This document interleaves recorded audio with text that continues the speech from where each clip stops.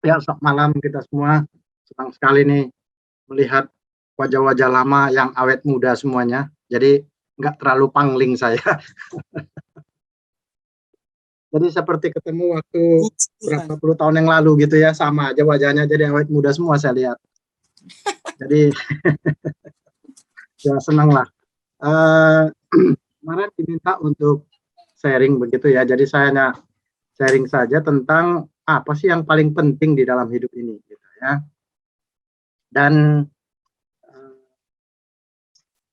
kebetulan sekarang ini banyak buku tuh bicara soal spiritualitas. Karena orang merasa ya agama itu nggak menarik lagi. Jadi spiritualitas dibahas orang dengan berbagai macam ya. Jadi saya pikir ya karena ini topik ini mulai sudah saya pikirkan waktu dapat penugasan dari Madraman GBKP waktu itu tahun 2000-an. Sejak itu saya mulai berpikir kalau kita bicara spiritualitas, ya spiritualitas pastoral, saya akan mulai share screen sekarang ya. Sebenarnya apa sih yang kita maksud dengan spiritualitas pastoral gitu ya?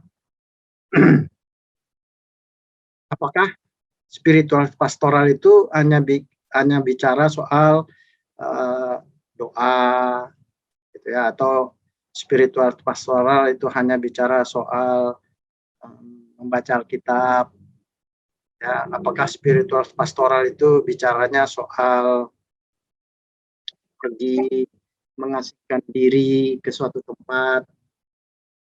Ada itu pendeta Protestan dia pergi ke biara ya, kemudian di sana dia beberapa waktu, karena spiritualitas ya dia pahami seperti itu gitu ya. Jadi kalau kita bicara spiritualitas sebenarnya kita sedang bicara apa ya. Dan kemudian berkaitan dengan itu sebenarnya hal yang esensial yang utama dalam hidup kita ini tentang apa sebenarnya. Jadi ini dua pertanyaan, mudah-mudahan kita bisa menjawabnya nanti bisa ada diskusi. Baik, ini sebenarnya bahan yang saya sampaikan ini bagian dari satu tulisan yang seperti yang saya sampaikan tadi, banyak artikel, kemudian ini menjadi satu buku tentang spiritualitas pastoral. Sebenarnya apa sih gitu ya? Ada beberapa buku lagi yaitu Perumpamaan Yesus, ini satu cara baru ya menafsir Alkitab. Kemudian tafsir surat Kolose ini di PPK, ini juga cara baru bagaimana memahami jenis sastra genre surat. Jadi ini beberapa buku, ada 4 lagi sebenarnya ya. Tadi saya cari-cari di Facebook begitu, dapatnya cuman ini. Ini semua bisa diakses, bisa di Tokopedia atau di Shopee. Sekarang kita bicara tentang spiritualitas dulu. Kalau kita bicara spiritualitas, pada esensinya kita bicara tentang relasi, tentang persekutuan. Persekutuan dengan apa? Atau dengan siapa? Persekutuan yang diawali, yang diinisiasi, yang dimulai oleh Allah. Jadi itu titik awalnya, titik berangkatnya. Dan kemudian relasi dengan Allah ini membawa akibat relasi kita dengan diri sendiri, dan relasi dengan diri sendiri ini kemudian berkembang kepada relasi dengan sesama manusia, apapun agamanya, apapun kelompok etnisnya, kemudian relasi kepada makhluk ciptaan lainnya. Dan tempatnya ini mulai dari diri kita sendiri, keluarga, gereja, masyarakat. Jadi kalau kita bicara spiritualitas, maka kita bicara persekutuan pada dasarnya, ya relasi. Pastoral, ya saya hanya kutip saja apa yang dikatakan Calvin di sini, itu soal makanan rohani. Jadi kalau kita bicara pastoral, kita bicara tentang memberi makanan rohani. Memberi makanan rohani kepada jemaat melalui mulut presbiter, ya, pendeta, penetua, diaken, sama begitu, ya, memberi makanan rohani. Jadi kalau kita bicara spiritualitas pastoral, maka kita bicara tentang relasi dengan Allah dan relasi dengan diri sendiri, relasi dengan manusia di sekitar kita, jemaat, itu, dan juga dengan alam semesta ini, kita diberi makan oleh Allah, kemudian kita memberi makan kepada orang di sekitar kita. Dan itu baik relasi persekutuan dengan Allah dan juga persekutuan dengan diri dan sesama kita. Itulah apa yang dimaksud dengan spiritualitas pastoral. Jadi kalau kita bicara di sini tentang memberi makan rohani, maka yang memberi makanan rohani ini kepada jemaat itu tidak dipercayakan Allah kepada malaikat atau kepada siapapun, tapi dia mempercayakannya kepada manusia. Nah, ini hal yang luar biasa. Dan kalau namanya juga makanan ya. Jadi kalau jemaat itu tidak dikasih makan, ya seperti kita juga tidak makan, ya bisa pingsan, bisa mati begitu. Itu pentingnya ini. Ya. Sangat penting sekali karena menyangkut hidup mati orang-orang di sekitar kita. Jadi kalau kita juga kalau tidak diberi makan dan tidak memberi makan kepada orang lain, itu punya pengaruh dampak yang sangat serius. Seperti yang saya sampaikan tadi, ini bicara tentang relasi. Ya. Mulai dengan persekutuan dengan Allah, kemudian aspek-aspeknya apa saja, itu ada diungkapkan dalam buku, ya, buku spiritualitas pastoral itu saya tidak akan membahasnya di sini. Kemudian relasi dengan diri sendiri, apa saja yang mencakup dengan relasi dengan diri sendiri. Kemudian relasi di dalam gereja itu apa saja, ya.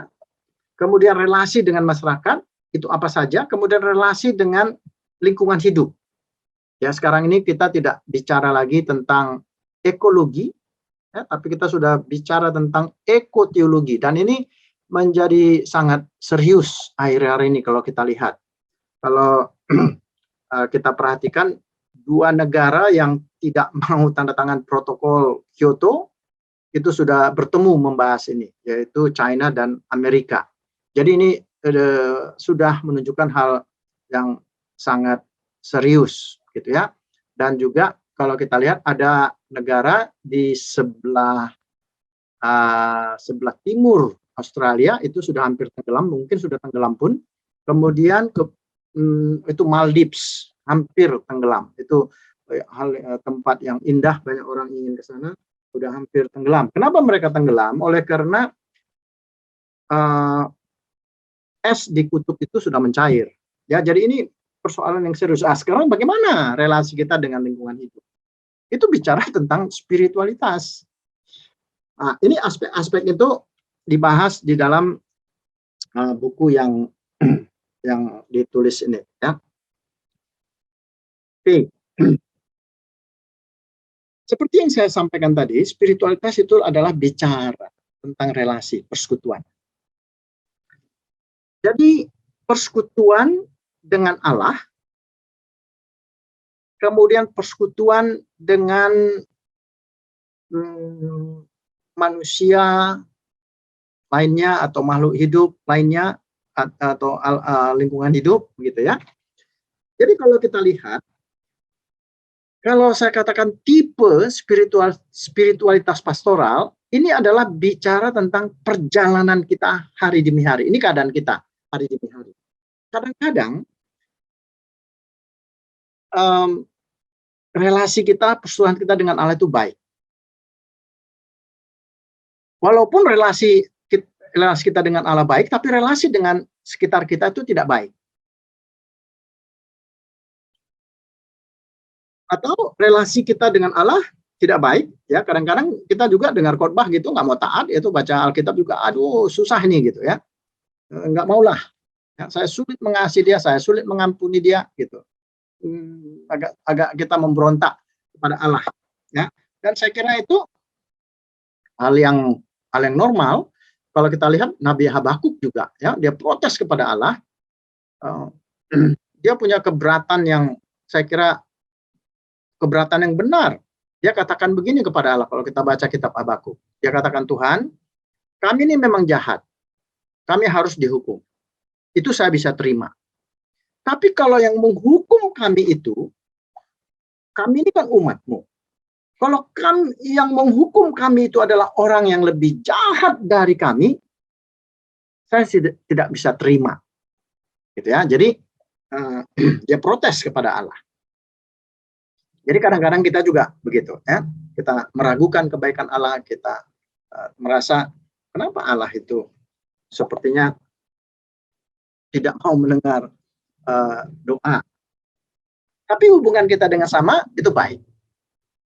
Atau bisa juga kadang-kadang kita hubungan dengan Allah itu juga tidak baik, dan hubungan dengan sama kita tidak baik juga. Ya, kita mungkin sakit hati, marah, dikecewakan. Ya, bisa seperti itu. Atau bisa juga keadaan kita hubungan dengan Allah baik dan hubungan dengan sesama baik. Ini adalah bukan tahapan. Ini adalah perjalanan spiritualitas kita hari demi hari. Ya, kadang-kadang kita taat kepada Allah, kadang-kadang kita juga memberontak kepada Allah. Apa sih yang paling esensial di dalam hidup ini, yang paling terpenting gitu ya? Maka saya melihatnya mulai dari ada dalam Efesus 5:18 itu soal relasi kita dengan Roh Kudus. Jadi Roh Kuduslah yang mengantar kita kepada Kristus, dan persekutuan dengan Kristus itu membuka jalan kepada Allah, dan di dalam relasi Allah Tritunggal itu kita dipersekutukan oleh Roh Kudus, dan kemudian Roh Kudus membawa kita kepada satu keluarga umat Allah. Ya, jadi itulah sebenarnya esensi daripada spiritualitas. Jadi persekutuan. Dan kalau kita mau ringkaskan lagi, hidup yang dipimpin oleh Roh Kudus, hidup bersama Roh Kudus. Efesus 5:18 ini terjemahan yang saya buat dari sesuai dengan bahasa aslinya, bahasa Yunani. Terjemahannya begini ya, hendaklah kamu ya terus-menerus dipenuhi oleh Roh. Terus-menerus dipenuhi oleh Roh.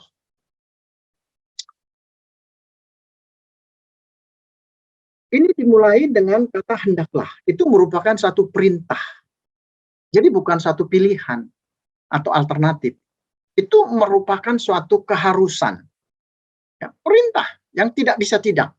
Dan tidak bisa ditawar, tidak bisa didiskusikan. Merupakan suatu keharusan. Dan dikatakan ya, ini merupakan peristiwa yang berulang terus-menerus. Dimulai kapan? Ini dimulai pada waktu orang percaya kepada Tuhan Yesus. Pada waktu itulah dia dipenuhi Roh Kudus. Tapi tidak boleh berhenti di sana. Dia harus terus-menerus dipenuhi oleh Roh Kudus. Hidup bersama Roh Kudus. Dan kemudian itu dipakai kata bentuk pasif, dipenuhi. Jadi sebagai bentuk pasif dipenuhi, maka ini bukan merupakan usaha manusia atau hasil karya manusia. Itu merupakan pemberian. Sebagai pemberian, maka tidak bisa tidak, apa yang dilakukan manusia itu hanyalah meminta. Karena ini pemberian. Pemberian kepada kita. Jadi ada 4 hal yang bisa kita lihat di sini ya. Jadi ini merupakan peristiwa berulang, merupakan satu perintah, peristiwa berulang yang dimulai pada waktu kita percaya kepada Tuhan Yesus. Nah, pada waktu tentang percaya ini ada orang yang bisa pasti dia sebutkan, oh ya, pada tanggal sekian, tahun sekian, jam sekian saya percaya kepada Tuhan Yesus.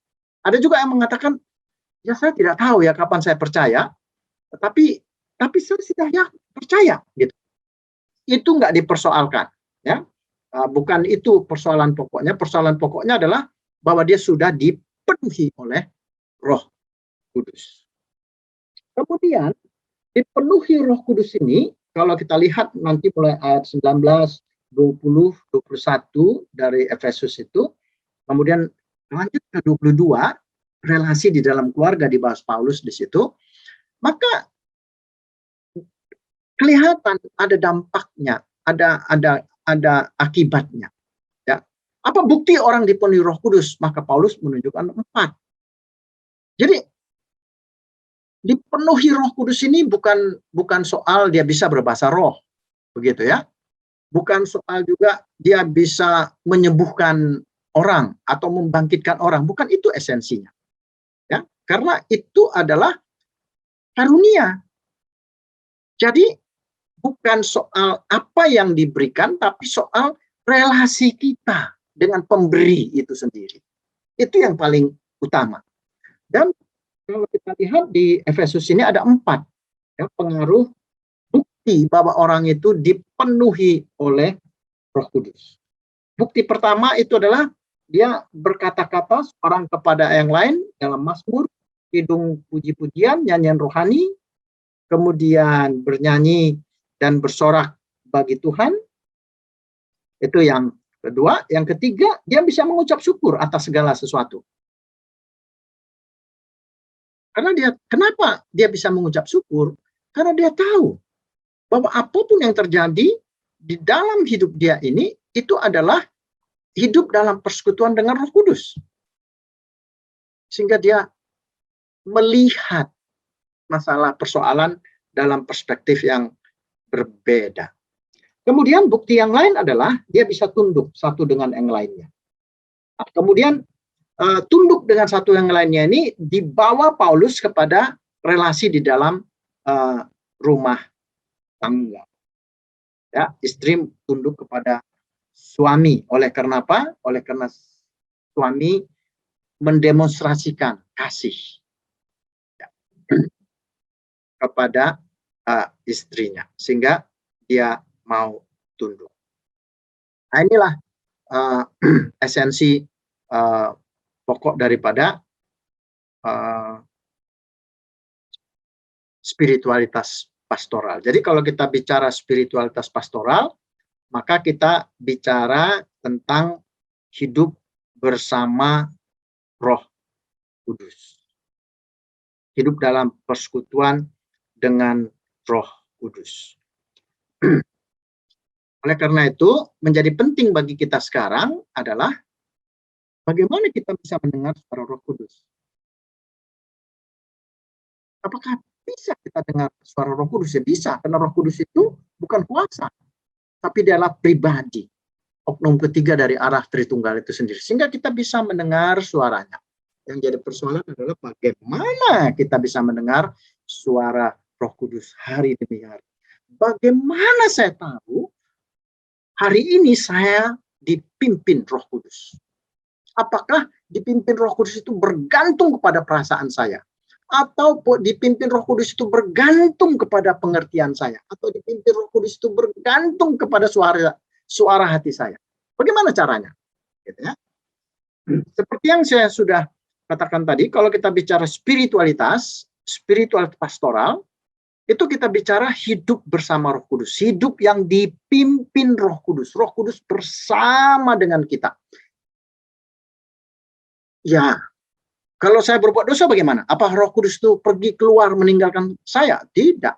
Jadi Roh Kudus itu tidak keluar masuk dalam hidup kita. Apa yang dilakukan Roh Kudus adalah dia berduka, bersedih. Di dalam Roh Kudus berduka oleh karena kita berbuat dosa, dan pasti itu selalu akan kita lakukan seperti yang saya katakan, tipe dari spiritualitas itu kadang-kadang relasi dengan Allah baik, kadang-kadang relasi tidak baik, begitu ya, atau relasi dengan sesama tidak baik.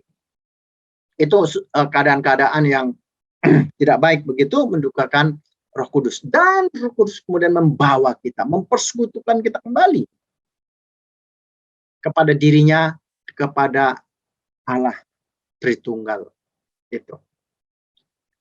Oke, sekarang pertanyaannya, mengapa? Apa perlunya? Apa pentingnya kita perlu ya untuk mendengar suara Roh Kudus? Nah, saya melihat di sini ada saya usulkan ada 3 alasan kenapa ini penting. Yang pertama adalah supaya hidup dan arah kita itu jelas. Sebab kita tidak tahu apa yang akan terjadi besok. Kita butuh bimbingan. Kita butuh pimpinan. Pimpinan Roh Kudus inilah yang membawa kita berjalan dengan lebih jelas, melangkah dengan lebih berani, menghadapi hidup ini dengan lebih berani.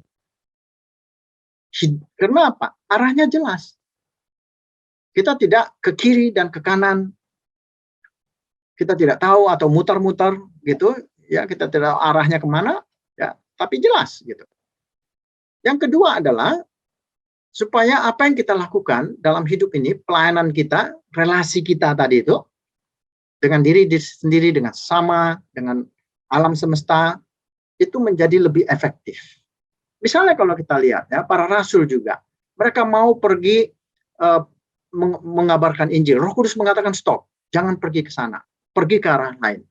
Ya, kadang-kadang seperti begitu ya. Jadi hidup kita ini, kalau kita hidup bersama Roh Kudus, kita tahu kalau satu pintu ditutup Allah, maka sebenarnya Allah sudah membuka pintu yang lain. Jadi dengan kita mendengar suara Roh Kudus, kita tahu pintu yang sudah ditutup tadi nggak perlu kita gedor-gedor, kita paksa, kita dobrak, karena kita tahu ada pintu lain yang sudah terbuka. Nah, itu sehingga kita efektif dalam pelayanan. Yang ketiga adalah kita mendengar suara Roh Kudus karena kita adalah anak-anak Allah. Jadi seperti anak-anak begitu. Anak-anak, apa yang dilakukan oleh anak-anak? Yang mendengar suara bapaknya, suara mamanya. Nggak bisa dia mengatur dirinya sendiri. Ya, apalagi kalau masih kecil, dia atur dirinya sendiri. Yang suka-sukanya aja gitu. Nggak bisa, dia harus dengar suara mamanya. Kenapa dia harus dengar suara mamanya, suara bapaknya? Karena dia anaknya. Demikian juga kita. Kita adalah anak-anak Allah. Itu kemudian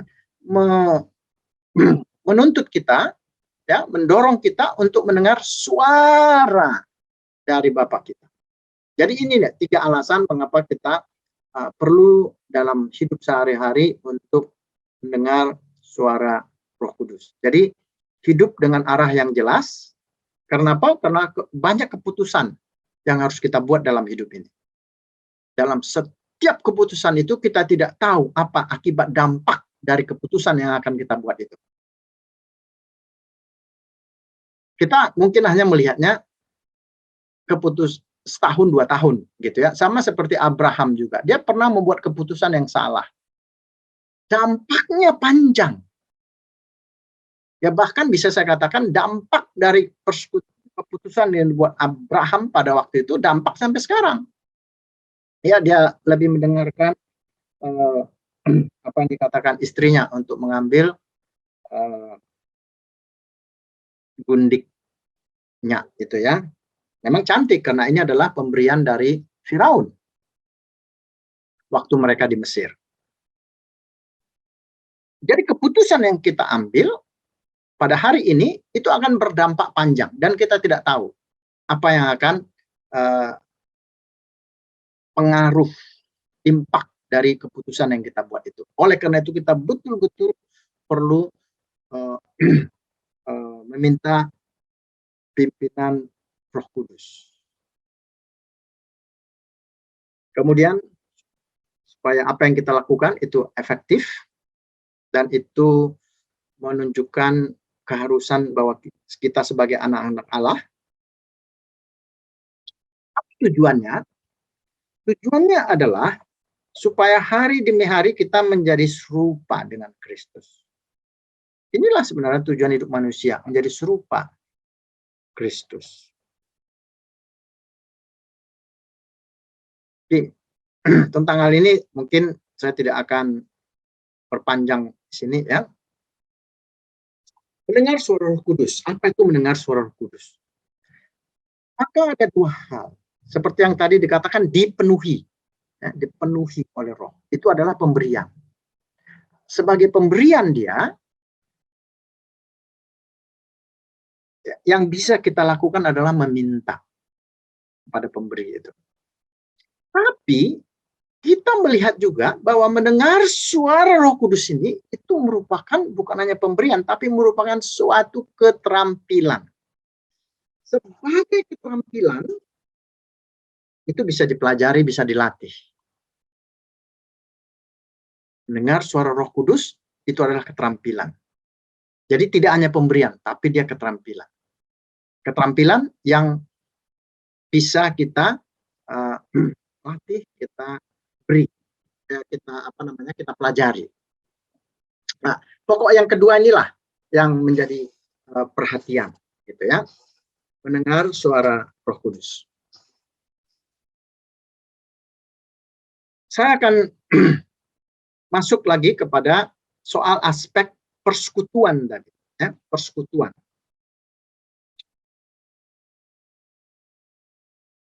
Roh Kudus itu membawa kita kepada Yesus Kristus. Langkah pertama. Dan dalam perjumpaan pertemuan kita dengan Yesus Kristus, maka di sana kita mulai mengerti anugerah. Kita mulai mengerti kasih karunia. Dan persekutuan kita dengan Kristus yang dimulai oleh Roh Kudus ini membawa kita kepada Allah. Dan di sana kita mengerti akan kasih Allah. Dan kita lihat di sini, Roh Kudus itu membawa kita ke dalam persekutuan dengan Allah Tritunggal itu. Persekutuan dengan Yesus Kristus, persekutuan dengan Allah Bapa, dan persekutuan dengan Roh Kudus. Dan persekutuan ini apa dikatakan? Roh Kudus ini menyertai. Tidak dikatakan di situ kadang-kadang menyertai. Atau tidak dikatakan menyertai kalau kita aktif di gereja. Tidak dikatakan begitu. Atau menyertai kalau kita jadi pendeta. Tidak. Tapi menyertai apapun keadaan kita. Baik atau tidak baik. Menyertai. Jadi kalau dari ayat yang ringkas ini saja, maka kita melihat ada hal yang yang penting gitu ya, tentang kasih karunia, anugerah, dan kasih.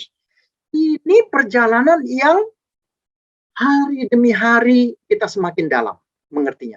Ya, dalam perjalanan waktu kita semakin mengerti apa itu anugerah. Kita semakin mengerti apa itu kasih. Dan kemudian kita semakin mengerti apa itu persekutuan. Dan juga di samping itu kita semakin mengerti siapa Yesus, siapa Allah, dan siapa Roh Kudus. Inilah perjalanan spiritualitas kita.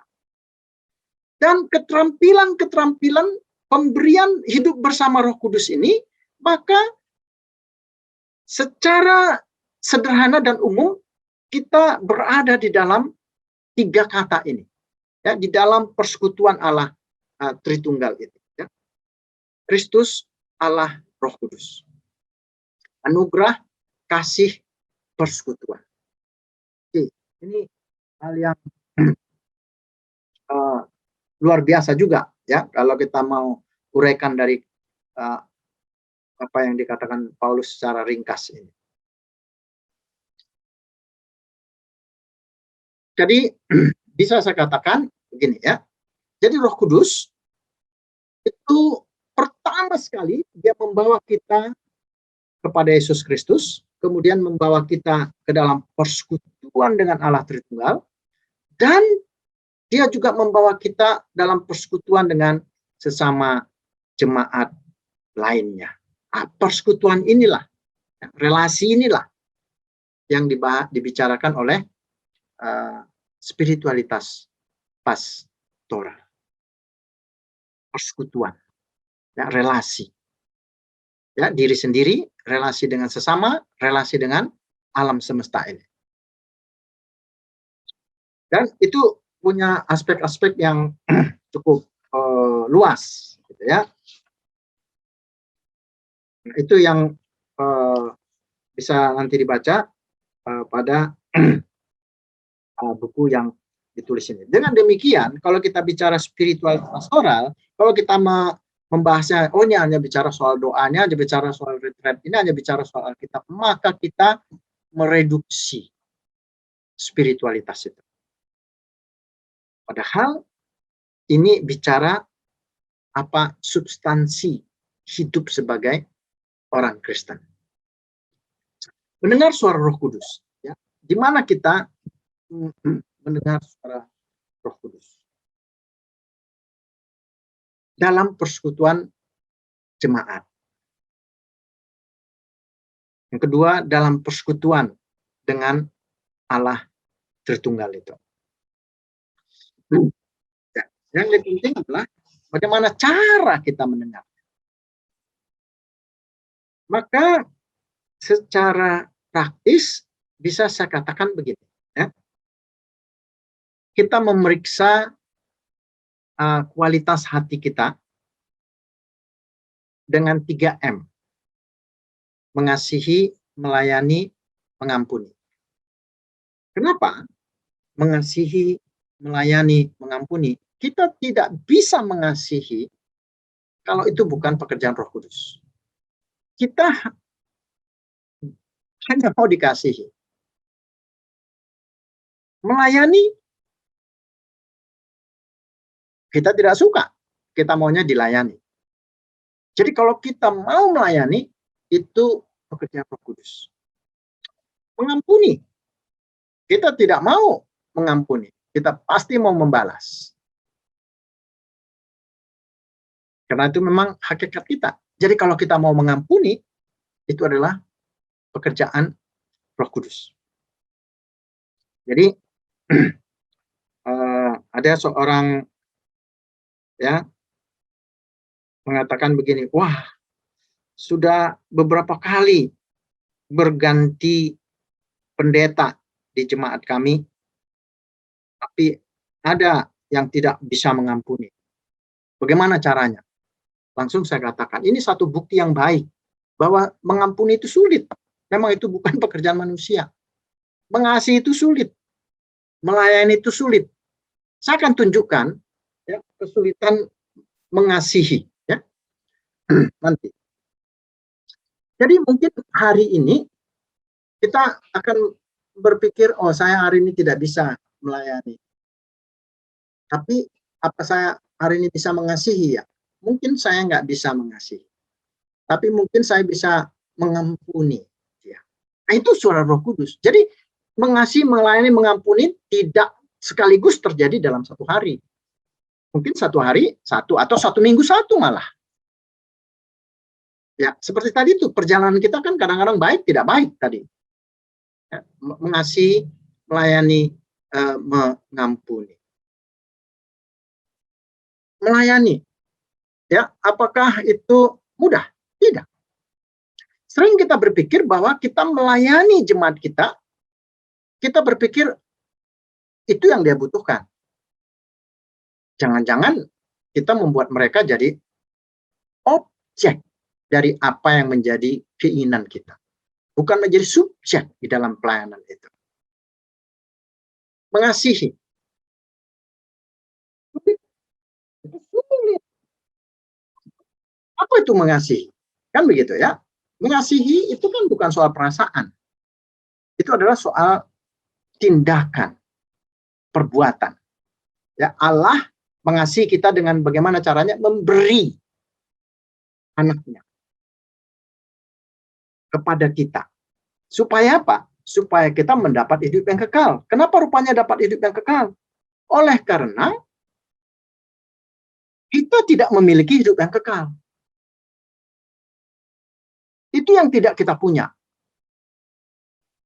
Nah, saya kasih contoh, misalnya, katakanlah separuh, ya, separuh Jakarta ini saya punya. Ini misal saja ya, misal seandainya separuh Jakarta ini saya punya, setengah dia. Jadi kalau separuh berarti Jakarta Barat, Jakarta Timur, Jakarta Selatan, gitu ya, atau Jakarta Pusat lah, ya, supaya lebih signifikan jumlahnya. Separuh saya punya. Oke, separuh saya punya. Kemudian saya bayar semua profesor-profesor, ahli-ahli di Indonesia untuk mengawasi saya, jangan sampai saya sakit. Batuk aja pun nggak boleh. Batuk saya pecat, gitu. Bisa nggak saya nggak mati?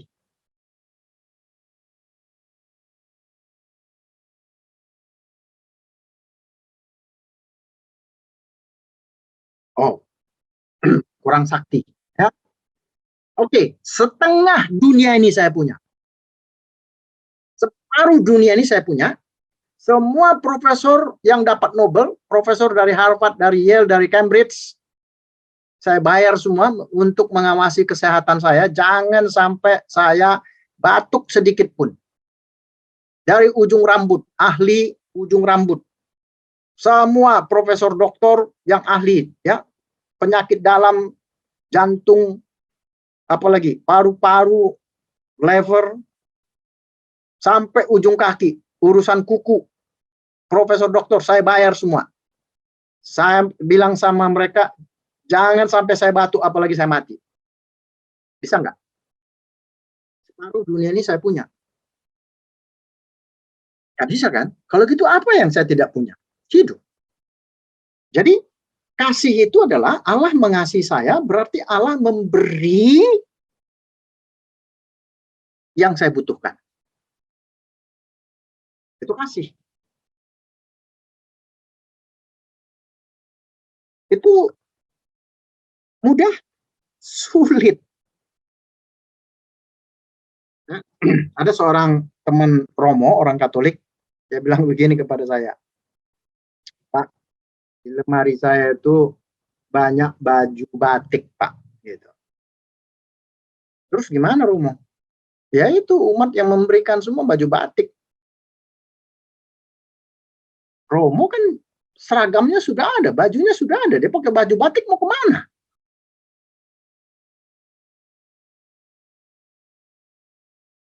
Oke, saya punya ini Alkitab edisi studi. Betul ya? Yang Alkitab edisi studi. Kemudian katakanlah ada satu jemaat.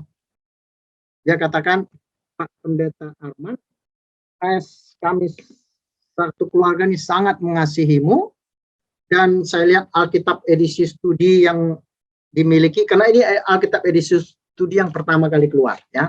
Jadi pertama sekali keluar itu penetua-penetua di Romangun yang memakainya. Jadi sudah agak tua, gitu ya, tebal, berat. Saya lihat itu berat sekali, apa namanya, sudah nggak terlalu bagus. Kami berikan lagi. Dia kasih lagi Alkitab edisi studi yang sekali ini kepada saya. Itu kasih atau bencana bagi saya ya?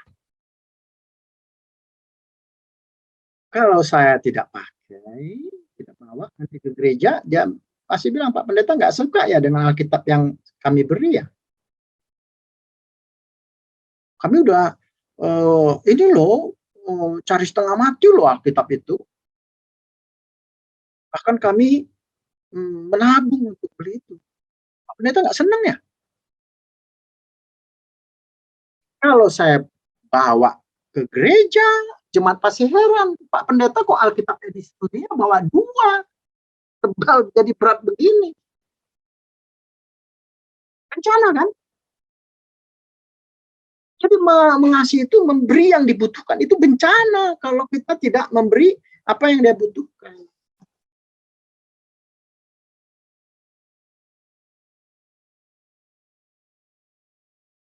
Kadang-kadang ada juga orang tua gitu kan, marah-marah dia kepada anaknya. Kamu ini anak tidak mengerti, tidak bisa menghargai.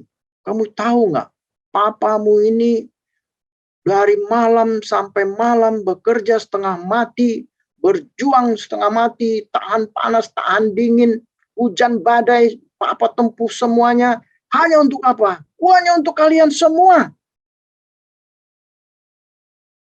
Anaknya bilang begini, Pak, yang kami butuhkan itu Bapak. Langsung menusuk nggak itu ke dalam hati kita? Memberi yang dia butuhkan. Begitu juga kalau kita mengasihi jemaat, kita harus tahu dulu apa yang dia butuhkan.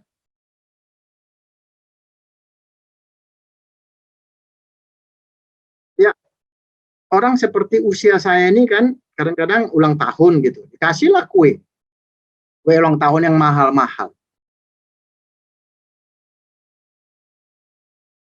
Wah, itu kalorinya aja udah berapa itu? Nggak dimakan. Gimana begitu? Dimakan juga. Waduh, gimana kan? Bencana kan? Nah, itu sulitnya mengasihi ini. Jadi ini bukan hal yang mudah, mengasihi, melayani, mengampuni. Jadi itu butuh bimbingan Roh Kudus untuk melayani, mengasihi, mengampuni. Berikutnya adalah bagaimana cara mendengar suara Roh Kudus. Ini sebagai keterampilan juga, ya, membaca Alkitab. Kenapa? Nah, saya kutip lagi Calvin di sini. Calvin mengatakan Roh Kudus dan Alkitab itu nggak bisa dipisahkan. Membaca Alkitab berarti mendengar suara Roh Kudus. Nah, itu pentingnya membaca Alkitab. Soal mengerti atau tidak mengerti, itu hal yang lain. Saya juga sudah PhD, mengerti Alkitab? Ya enggak lah. Banyak hal yang saya tidak mengerti. Banyak pertanyaan yang semakin nggak bisa saya jawab. Tapi apakah itu membuat saya berhenti membaca Alkitab? Ya tidaklah. Mendengar suara Roh Kudus. Itu keterampilan. Ya, membaca Alkitab juga ini butuh keterampilan. Ya, keterampilan. Beberapa tahun ini, ya beberapa tahun sudah ya cukup lama juga sekarang ini. Karena saya juga aktif di Scripture Union Indonesia. Ya, kita mengembangkan membaca Alkitab menurut jenis sastranya. Jadi Alkitab itu ada jenis sastranya. Jadi nggak bisa kita menganggap bahwa Alkitab itu satu jenis sastra. Tidak. Genre itu paling sedikit ada 6. Yang paling banyak itu genre narasi. Kemudian jenis sastra puisi. Jenis sastra puisi itu Mazmur, Amsal, Kidung Agung. Kemudian jenis sastra nubuat. Kitab nabi-nabi. Yeremia, Yesaya, Amos yang paling tua. Itu yang ketiga. Ya. Baru kemudian yang keempat jenis sastra surat. Yang kelima adalah jenis sastra perumpamaan. Yang keenam jenis sastra wahyu atau apokaliptik. Ini semua cara pembacanya beda-beda, nggak bisa seragam lagi. Contohnya, misalnya, kalau kita mau makan bakmi, kita hanya tahu makan pakai tangan, gitu ya. Waktu ketemu bakmi, kita makannya pakai tangan. Kita nggak tahu makan bakmi itu harus pakai sumpit. Gitu. Ya bisa kita makan bakmi pakai tangan, cuman orang satu restoran pasti heran, ini dari mana ini gitu ya. Atau makan sup panas, bisa pakai tangan, ya bisa juga, tangannya jadi sup juga nanti. Nah, kalau ketemu sup panas, oh ya, ini saya harus cari sendok. Kalau ketemu bakmi, ya kuitiau, oh saya harus cari sumpit. Kalau ketemu ayam panggang, ikan bakar, itu pakai tangan, enak. Jadi cara makan aja ada caranya semuanya, tidak bisa seragam. Begitu juga cara membaca Alkitab. Ada caranya, itu keterampilan yang kita baca. Dari kemudian ini nanti akan berdampak adalah untuk berkhotbah. Jadi berkhotbah narasi itu beda dengan khotbah surat, beda dengan khotbah perumpamaan, beda dengan khotbah nubuat, beda dengan khotbah puisi. Nggak bisa seragam lagi cara khotbahnya. Oke, jadi kita lihat tadi di sini ya, kita mulai memeriksa hati kita, mengasihi, melayani, mengampuni, kemudian membaca Alkitab, menjadi serupa Kristus, ya bisa saya ungkapkan karena ini menjadi tujuan tadi kan, mengasihi, melayani, mengampuni, membaca kitab suci, bergantung kepada Alkitab. Tuhan Yesus juga kita lihat ketika iblis mencobai dia, apa yang dilakukannya? Dia nggak jerit-jerit itu apa sama tengking-tengking iblis itu, enggak. Tuhan Yesus hanya mengatakan apa? Ada tertulis. Ada tertulis. 3 kali dia katakan, ada tertulis. Ada tertulis. Ada tertulis. Jadi Tuhan Yesus sendiri bergantung penuh pada kitab suci. Hidupnya itu adalah penggenapan dari semua apa yang dikatakan oleh kitab suci. Bahkan apa yang terjadi di sekitar hidupnya itu merupakan penggenapan terhadap kitab suci. Saya ambil contoh ya 2 saja. Waktu dikatakan Bethlehem, ya itu kutipan dari Mika. Kalau di dalam Mika dikatakan Mika itu Bethlehem itu terkecil. Tapi ketika dikutip Matius itu dikatakan tidak lagi terkecil. Kenapa? Karena sudah digenapi di dalam diri Tuhan Yesus. Dan banyak lagi yang lainnya. Dan yang juga terjadi di dalam diri Tuhan Yesus. Sambil satu contoh. Ya. Contohnya misalnya Matius 23:32. Kalau bahasa Indonesia dikatakan jadi penuhilah juga takaran nenek moyang. Jadi sebenarnya terjemahnya menggenapi takaran nenek moyang. Artinya apa? Seperti bangsa Israel dulu menolak Allah, maka sekarang penolakan kepada Immanuel itu, Allah yang hadir di dalam diri manusia, itu penolakannya diperlihatkan oleh para ahli Taurat dan orang Farisi. Dan penolakan mereka ini merupakan penggenapan dari apa yang dikatakan di dalam ayat. Jadi kita lihat apa yang terjadi di dalam hidup Tuhan Yesus juga itu merupakan penggenapan. Nah, dari sini bisa kita pelajari bahwa tidak ada yang kebetulan dalam hidup kita ini. Jadi keterampilan ya ada yang pertama kita lihat ya, kita hari demi hari kita periksa kualitas hati kita. Kemudian kita lihat 3M tadi, melayani, mengampuni, mengasihi. Kemudian kalau kita tidak bisa mengasihi, tidak bisa mengampuni, tidak bisa melayani, mungkin kita periksa apa penyebabnya. Oke, saya bisa melayani, tapi nggak bisa mengasihi. Kenapa ya? Gitu. Atau saya memang betul tidak tahu apa yang dia butuhkan. Sehingga saya tidak beri apa yang dia butuhkan begitu. Dan kemudian yang keempat adalah percaya pada Roh Kudus. Karena dia bersama dengan kita.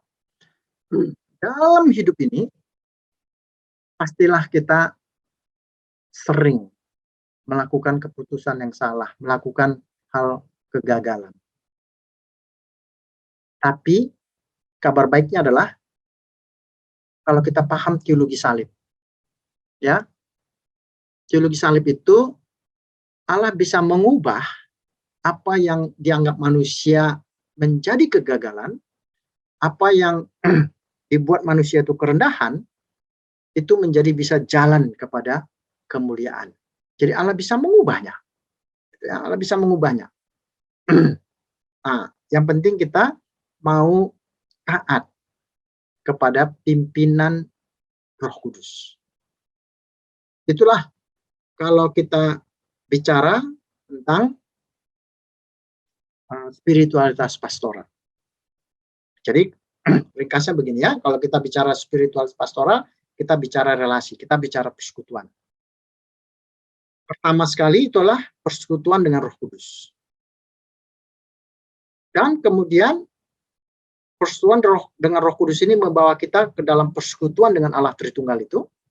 Dan kemudian ini membawa kita persekutuan kepada sesama manusia. Dan juga persekutuan kepada makhluk lingkungan hidup. Ya, tentu saja ya, persekutuan ini punya beberapa aspek relasi yang saya tidak jelaskan di sini. Nanti bisa dilihat dalam buku ini. Ya, jadi saya kira itu yang bisa saya sampaikan malam hari ini kepada kita. Terima kasih. Tuhan memberkati.